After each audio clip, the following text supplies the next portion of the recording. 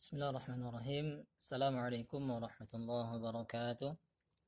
كيف حالكم جميعا؟ الحمد لله، نحمده ونستعينه ونستغفره ونعوذ بالله من شرور أنفسنا ومن سيئات أعمالنا.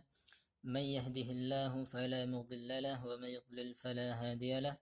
أشهد أن لا إله إلا الله وحده لا شريك له وأشهد أن محمدا عبده ورسوله لا نبي بعده. أما بعد، أبناء الطلبة، الحمد لله نلتقي في هذا الصباح المبارك، وإن شاء الله سنواصل درسنا. وقد تعلمنا في اللقاء قبل هذا عن مقدمة في علم الموارث، وإن شاء الله الآن سنبحث عما يتعلق بالتركة. وقد قلت بالأمس بأن التركة هي الأموال التي تركه الميت، ولذلك قبل أن توزع هذه الأموال لابد أن نعرف ما هي الحقوق المتعلقة بالتركة. Oke, taib ananda semuanya, insyaallah kita akan lanjutkan materi kita. Sekarang kita akan berbicara atau membahas tentang al-huquq al-muta'alliqah bit-tarikah. Tarikah adalah harta yang ditinggalkan oleh si mayat, yang itu menjadi hak ahli waris. Nah, akan tetapi tidak otomatis kemudian semua harta yang ditinggalkan oleh si mayat ini menjadi milik ahli waris. Ada hal-hal terkait yang harus diperhatikan sebelum kemudian harta yang ditinggalkan ini menjadi hak untuk ahli waris. Nah, inilah akan kita bahas. Nanti akan Ustadz kirim juga screenshot materinya, bisa nanti sambil antum perhatikan sambil menyimak materi Ustadz sampaikan. Nanti terakhir akan ada tugas. Baik, al-huquq al-muta'alliqah bit-tarikah, hal-hal yang terkait dengan tarikah. Yang pertama yang harus ditunaikan dari apa yang ditinggalkan oleh mayit, yang pertama adalah mu'natu tajhizil mayit, mengeluarkan biaya untuk pengurusan jenazah. Biaya inilah yang pertama harus dikeluarkan dari harta si mayit. Misalnya ketika seseorang meninggal dunia, kita taruh analoginya, misalnya dia meninggalkan uang misalnya 1 miliar misalnya. Ya, ini misalnya saja. Kemudian uang yang ditinggalkannya itu tidak otomatis menjadi harta warisan setelah kemudian sebelumnya dikeluarkan biaya pengurusan jenazah. Misalnya taruhlah untuk pengurusan jenazah habis 10 juta misalnya. Maka kemudian itulah yang dikeluarkan. Ya, mungkin untuk pengurusan membeli perlengkapan untuk jenazah, ya, biaya untuk orang gali kuburan, kemudian biaya transportasi, semuanya misalnya, maka ini harus dikeluarkan dari harta si mayit tersebut. Nah, kayak mati pun ternyata butuh biaya. Ya, nggak ada yang gratis dalam hidup nih. Ya, mati pun butuh biaya. Baik. Nah, ini yang pertama yang harus dikeluarkan dari harta si mayat. Kemudian setelah itu, setelah dikeluarkan dari harta mayat tadi terkait dengan apa yang menjadi kewajiban dalam pelaksanaan fardu kifayah pengurusan jenazah, maka kemudian beralih atau beranjak kepada hal yang kedua, yaitu ad-duyun. Ma makna duyun? Ad-duyun jam'u min dainin, hutang. Hal kedua yang harus dikeluarkan dari harta yang ditinggalkan oleh si mayat adalah hutang piutang, kalau memang ada hutang piutang. Karena yang namanya hutang itu dibawa mati. Kalau tidak diselesaikan di dunia, maka akan dibawa nanti mati. Maka hutang piutang harus diselesaikan. Ad-duyun al-muta'alliqah bit-tarikah. Nanti ada yang berkaitan dengan bit-tarikah, ada yang berkaitan dengan bizimmatil mayyit. Ya, dua-duanya sama-sama hutang. Yang satu terkait dengan harta yang bersangkutan, yang kedua terkait dengan si mayat, dengan tanggungan dia. Kalau tadi misalnya dengan harta, misalnya dia punya rumah, punya mobil misalnya, tetapi ternyata itu belum lunas. maka hutang itu harus dilunasi terlebih dahulu. Atau bizimmatil mait, dengan dianya pribadi yang menjadi tanggung jawab dia.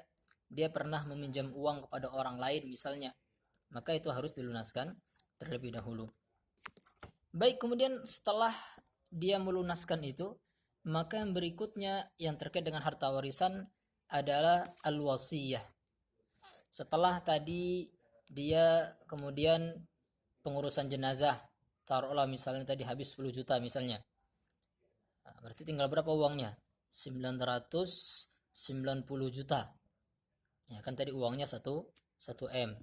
Taruh ternyata hutangnya misalnya habislah untuk hutangnya itu senilai 90 juta. Misalnya, ya. Dia punya hutang sebanyak 90 juta. Maka kemudian yang ketiga dilihat, yaitu ada tidak wasiatnya. Jangan-jangan si mayat ini dia pernah berwasiat. Misalnya wasiat ini adalah amanah seseorang yang disampaikan seorang ketika dia masih hidup, yang pesan ini harus dilaksanakan ketika dia telah meninggal. Jadi wasiat diucapkan ketika masih hidup dan baru menjadi hak atau bisa dilaksanakan ketika yang bersangkutan telah meninggal. Misalnya tadi si bapak ini yang meninggal, dia pernah berwasiat, kalau nanti harta saya meninggal, maka sebagian harta saya diserahkan kepada misalnya kepada fakir miskin, misalnya kepada anak yatim misalnya. Dan maksimal wasiat itu adalah 1/3. Ya, anggaplah misalnya tadi uangnya tinggal 900 juta. Misalnya dia berwasiat dalam jumlah maksimal. 1/3 dari 900 juta berapa? 300 juta. Maka dikeluarkanlah dari uang yang 900 juta tadi, dikeluarkan 300 juta. Itulah yang kemudian dibagikan sebagai wasiat buat orang yang telah diwasiatkannya. Maka berapa tinggal hartanya?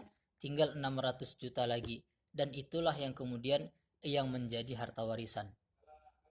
Ya, insyaallah paham semua ya. Maka tadi yang pertama dikeluarkan biaya pengurusan jenazahnya. Setelah itu keluarkan hutang piutang kalau ada, dan kemudian keluarkan wasiat kalau ada.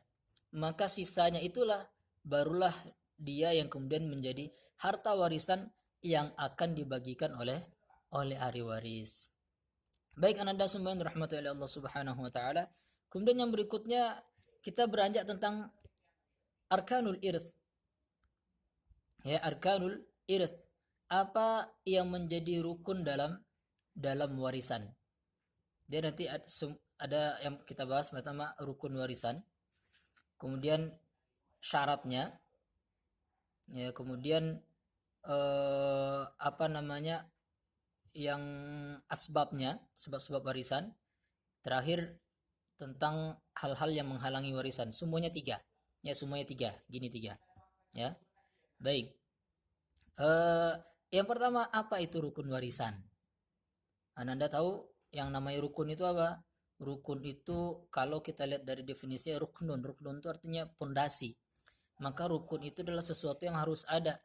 Yang kalau dia tidak ada, maka hal itu tidak bisa terlaksana. Sama dalam warisan juga seperti itu. Ada hal-hal yang harus ada, yang kemudian kalau ini nggak ada, warisan tidak akan pernah terjadi. Apa rukun warisan? Rukun warisan ada 3. Ya, ada 3. Yang pertama adalah adanya orang yang meninggal. Ya, yang pertama adalah al-muwarris, orang yang akan mewariskan itu si mayat. Al-muwarris, orang yang akan mewariskan harta tersebut. Yang kedua, ada al-waris, ada orang yang menerima warisannya. Yang tadi yang pertama harus ada yang akan mewariskannya, ada, yaitu harus ada yang meninggal. Ya. Yang kedua, ada yang menerima ahli warisan. Dan yang ketiga, at-tarikah, yaitu ada harta yang akan diwariskannya. Satu saja dari 3 hal ini tidak ada, maka warisan tidak akan terjadi. Ternyata yang meninggal nggak ada, ya harta siapa mau diwariskan? Atau yang meninggal ada, ahli waris nggak ada semuanya, ternyata dia sebatang kara, meninggal nggak ada yang menerima warisan jadinya. Atau mungkin yang meninggal ada, yang menerima warisan ada, harta yang mau diwariskan nggak ada, maka warisan juga tidak akan terjadi. Oke, baik. Kemudian yang berikutnya, yaitu apa yang menjadi syarat dalam warisan. Syurutul irth. Apa menjadi syarat dalam warisan? Ada 3 juga. Yang pertama adalah haqiqatu mautul muwarris. Haqiqatu mautil muwarris. Si yang mewariskan ini harus benar-benar sudah meninggal. Ya, harus benar-benar sudah meninggal. Baik itu secara hakikatnya sudah meninggal, hakikatan memang nampak jenazahnya ada di hadapan kita, au hukman atau kemudian dihukumi dia sudah meninggal.